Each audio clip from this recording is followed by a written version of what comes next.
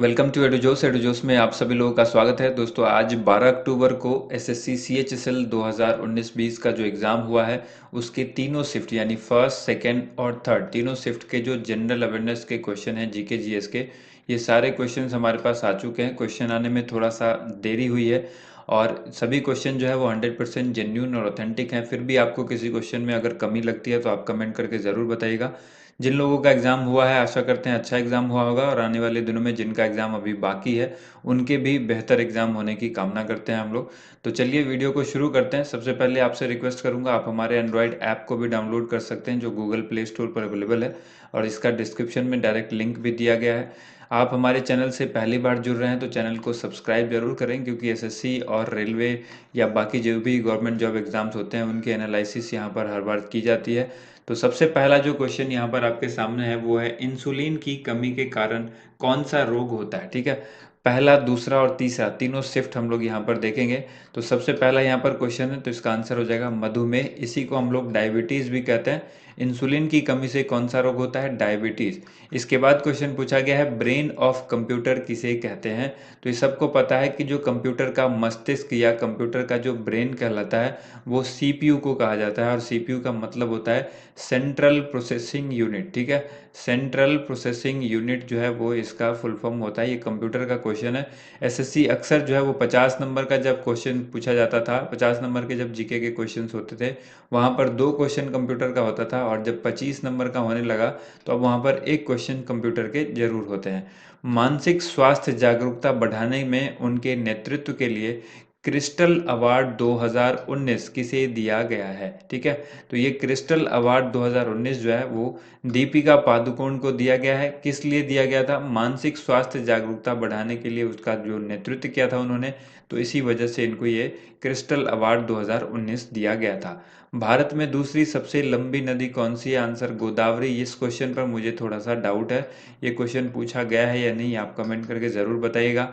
मानव रक्त का पीएच मान क्या होता है? तो 7.4 होता है। ठीक है, इसके बाद है, पंकज आडवाणी कितनी बार वर्ल्ड बिलियर्ड्स जीत चुके हैं? तो बहुत ही इंपॉर्टेंट क्वेश्चन था, आंसर होगा 22। एक चीज आपको ध्यान रखना है कि आज के तीनों शिफ्ट को देखते हुए मुझे ये पता लगा है कि जो एग्जाम में करंट अफेयर्स के क्वेश्चन पूछे गए हैं वो लगभग मार्च तक के ही करंट अफेयर्स हैं। ठीक है, यानी जो लॉकडाउन हुआ था, लॉकडाउन से पहले पहले के ही क्वेश्चन है।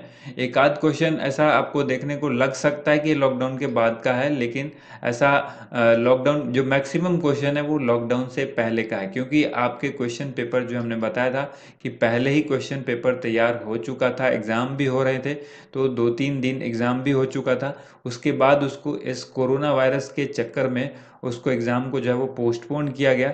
तो क्वेश्चन रेडी था और उसी क्वेश्चन को फिर से शेड्यूल किया गया आप सभी के लिए। जो जिनका जिनका एग्ज़ाम बाकी था उनके एडमिट कार्ड और जो एग्ज़ाम डेट है वो सिर्फ चेंज हुए हैं। ठीक है, तो यहाँ पर जो क्वेश्चंस हैं आपको वही ध्यान में रखना है, लेकिन इस चीज़ को बाकी एग्ज़ाम से कंपैरिजन मत कीजिएगा, क्योंकि उसके बाद जो करंट अफेयर्स मार्च से लेकर के अब तक यानी सितंबर तक, अक्टूबर तक हैं, ये आपको पढ़ने ही होंगे रेलवे के एग्ज़ाम के लिए या बाकी जो भी एग्ज़ाम्स आने वाले हैं जिसके क्वेश्चन पेपर अभी तक नहीं बने होंगे, तो उनको आप जरूर पढ़िएगा। इसके बाद यहाँ पर तो आंसर हो गया पंकज आडवाणी वाले क्वेश्चन का 22 बार। इसके बाद क्वेश्चन है, sir Garry Sobers trophy ICC cricketer of the year 2019 का पुरस्कार किसे मिला? तो ये विराट कोहली को दिया गया था। ठीक है, किस वन को मानसूनी वन भी कहा जाता है? ये क्वेश्चन पूछा गया था। उष्ण कटिबंधीय वन को हम लोग मानसूनी वन भी कहते हैं। ठीक है, इसके बाद नेक्स्ट क्वेश्चन यहाँ पर पूछा गया है, भूकंप का झटका मापने के लिए रिक्टर स्केल में रेंज क्या होती है? रेंज मतलब जो शुरू और लास्ट की जो पॉइंट है वो उस रिक्टर स्केल पर क्या होती है? आपने थर्मोमीटर देखा होगा, वहाँ पर भी स्टार्टिंग 0 से होती है। तो उसी तरह से यहाँ पर जो अगर बात करें भूकंप का झटका किससे मापा जाता है? रिक्टर स्केल पर, और इसकी जो रेंज है वो 0 से लेके 9 तक होती है।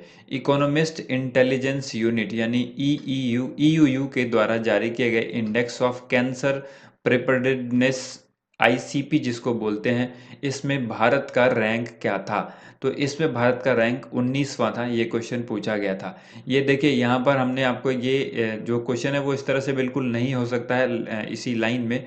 यहाँ पर हमने एक्स्ट्रा यहाँ पर डाला है कि इकोनॉमिस्ट इंटेलिजेंस यूनिट के द्वारा जारी किया जाता है। क्वेश्चन डायरेक्ट आपको सिंपल इस तरह से पूछा होगा कि इंडेक्स ऑफ कैंसर प्रिपेयर्डनेस जो इंडेक्स है उसमें भारत की रैंक क्या थी, तो आंसर होगा 19वां। लेकिन आपको याद रखना है कि इस रैंक को जारी कौन करता है, इकोनॉमिस्ट इंटेलिजेंस यूनिट, ठीक है। इसके बाद क्वेश्चन है कालबेलिया डांस या कालबेलिया नृत्य जो है वो किस राज्य से संबंधित है, तो आंसर हो जाएगा राजस्थान। अगला प्रश्न है दादा साहब फाल्के अवार्ड 2018 किसे दिया गया। हमने ये क्वेश्चन आपको कई बार बताया हुआ करंट अफेयर्स में। दादा साहब फाल्के अवार्ड जो 2018 का था वो अमिताभ बच्चन को दिया गया था। 2017 की बात करें तो वो विनोद खन्ना को दिया गया था, वो भी आपको याद रखना है। इसके बाद देखिएगा अगला जो क्वेश्चन है वो है राष्ट्रपति के चुनाव लड़ने के लिए न्यूनतम उम्र क्या होनी चाहिए, तो आंसर होगा 35 वर्ष। जंग लगने से बचने के लिए लोहे पर जस्ते की परत चढ़ाने की जो क्रिया होती है उस क्रिया को क्या कहा जाता है, तो इसको कहते हैं गैल्वनीकरण, इसी को जस्त्रीकरण भी कहते हैं, जस्तीकरण, या इंग्लिश में गैल्वेनाइजेशन भी कहते हैं, ठीक है। इससे लोहे को जंग लगने से बचाया जाता है, इस पर जस्ते की परत चढ़ाई जाती है। अगला क्वेश्चन है डॉक्ट्रिन ऑफ लैप्स, ठीक है। डॉक्ट्रिन ऑफ लैप्स यानी हड़प नीति जो है वो कौन लाया था, तो आंसर हो जाएगा लॉर्ड डलहौजी। इसके बाद क्वेश्चन देखिए लोकसभा के अध्यक्ष और उपाध्यक्ष किस अनुच्छेद में आते हैं, तो इनकी नियुक्ति का जो प्रावधान है वो है किस अनुच्छेद के अंदर वर्णित है, अनुच्छेद 93 यानी 93, आर्टिकल 93 इसका राइट आंसर होगा। 3 दिसंबर 2019 को भारतीय नौसेना में पहली महिला पायलट कौन बनी, तो देखिए आंसर हो जाएगा इसका शिवांगी सिंह। और अगर आपसे सवाल ये पूछा गया है कि एयरफोर्स की पहली महिला फाइटर पायलट कौन बनी थी, तो ये आंसर हो जाएगा भावना कांत, ठीक है। यहाँ पर इंपॉर्टेंट ये है कि 3 दिसंबर डेट बताई गई थी, इसलिए इस क्वेश्चन का आंसर हो जाएगा शिवांगी सिंह, ठीक है। अगला क्वेश्चन यहाँ पर है संयुक्त राष्ट्र ग्लोबल क्लाइमेट अवार्ड 2019 किसे दिया गया है। यूएन ग्लोबल क्लाइमेट अवार्ड जो है ये इन्फोसिस को मिला है, ठीक है। नेक्स्ट क्वेश्चन है संविधान दिवस कब मनाया जाता है, तो आंसर हो जाएगा 26 नवंबर। कॉन्स्टिट्यूशन डे कब मनाया गया, ये 26 नवंबर को मनाया जाता है। Goa liberation day, Goa liberation day कब मनाया जाता है, आंसर हो जाएगा 19 दिसंबर। पहली बार 1961 में 19 दिसंबर 1961 को गोवा को जो है वो अंग्रेजों से मुक्ति मिली थी, और उस दिन से गोवा लिबरेशन डे जो है वो 19 दिसंबर 1961 से लगातार 19 दिसंबर को गोवा लिबरेशन डे मनाया जाता है। शांत घाटी या फिर साइलेंट वैली किस ये कहाँ पर है, तो ये केरल में है। कई बार ये क्वेश्चन पूछा जा चुका है, ये वेरी वेरी इंपॉर्टेंट क्वेश्चन है। राजीव गांधी खेल रत्न 2019 कितने व्यक्ति को मिला है, ठीक है, तो ये मिला है 2 व्यक्ति को 2019। और 2020 की बात करें तो ये मिला है 5 व्यक्ति को।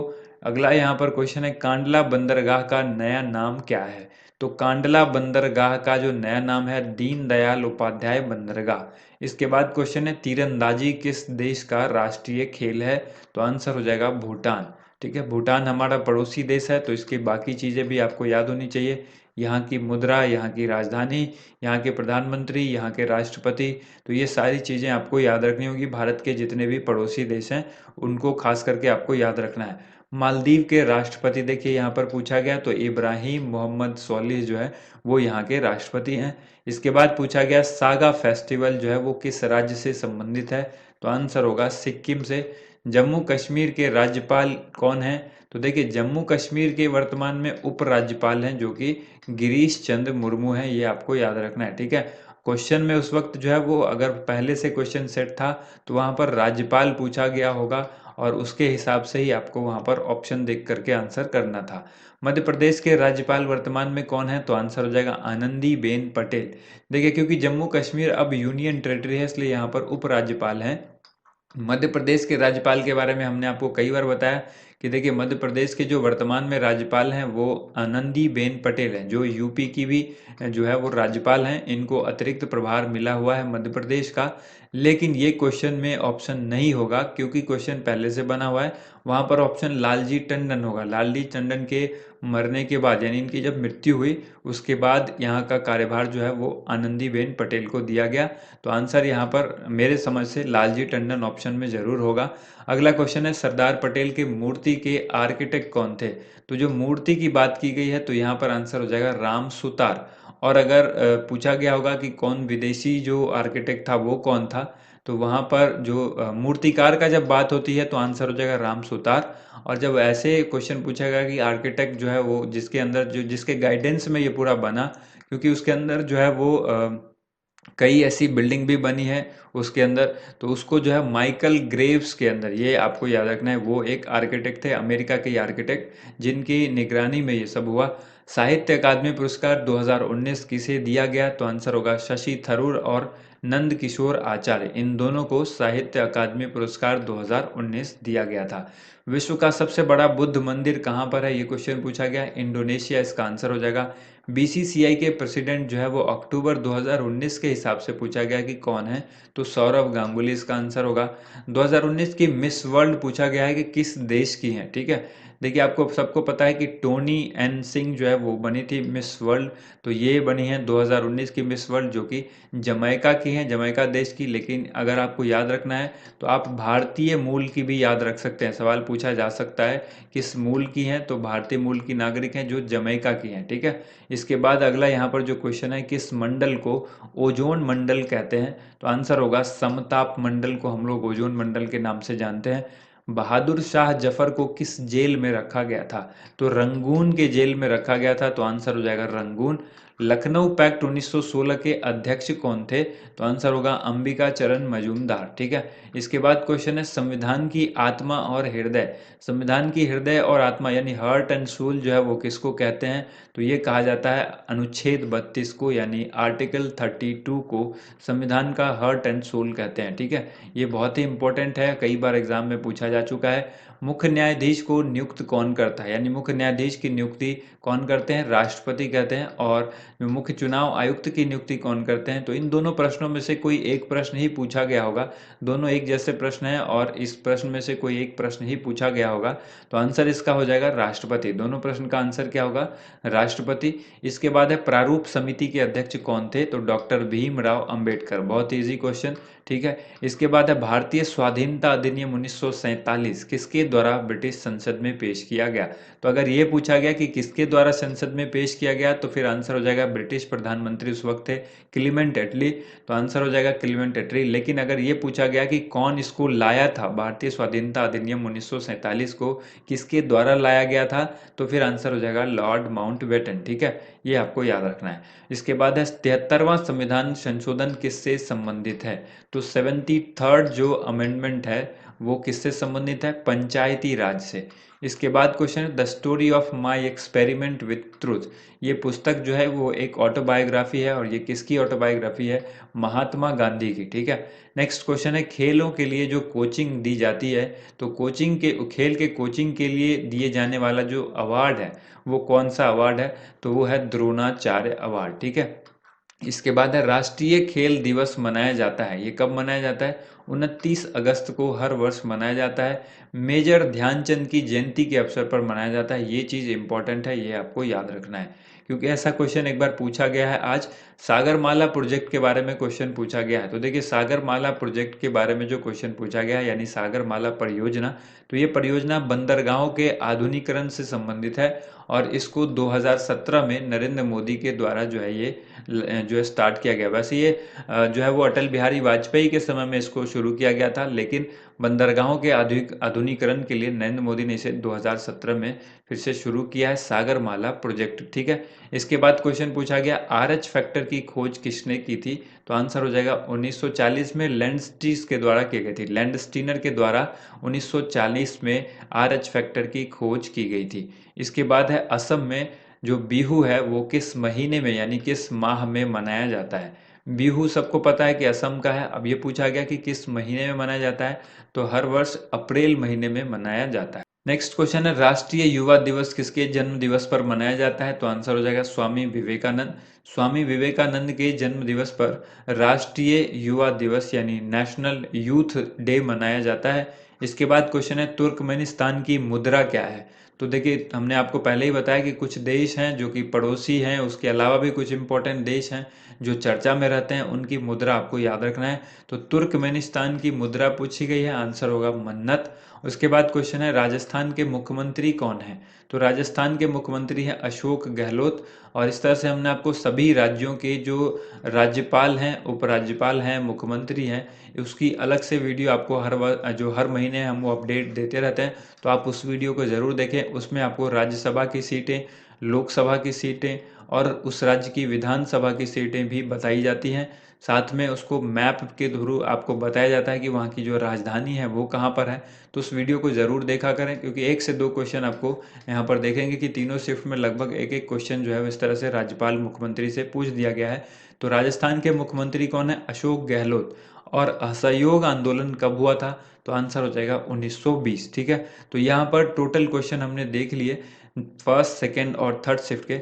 इस वीडियो को ज़्यादा से ज़्यादा लाइक कीजिएगा। कल जिनका एग्ज़ाम है उनके लिए ऑल द बेस्ट। ठीक है, और जब एग्ज़ाम आप देकर आते हैं तो फर्स्ट शिफ्ट का एग्ज़ाम के बाद आप इमीडिएटली हमें कमेंट करके क्वेश्चन ज़रूर बताएं, फिर सेकंड शिफ्ट के बाद बताएं और फिर थर्ड शिफ्ट के बाद भी बताएं। क्योंकि आप अगर एक्सपेक्ट करते हैं कि आपको हम क्वेश्चन का एनालिसिस दें, क्वेश्चन बताएं, तो कोई अगर बताएगा नहीं तो फिर नेक्स्ट डे हम आपको कैसे बताएंगे। तो जब आपका एग्ज़ाम हो, आप अपना सहयोग कीजिए हमें, ताकि हम आपको एनालिसिस दे पाएँ, सभी एग्ज़ाम के क्वेश्चंस आपको बता सके। Thank you so much. आप सभी लोगों का वीडियो देखने के लिए बहुत बहुत धन्यवाद।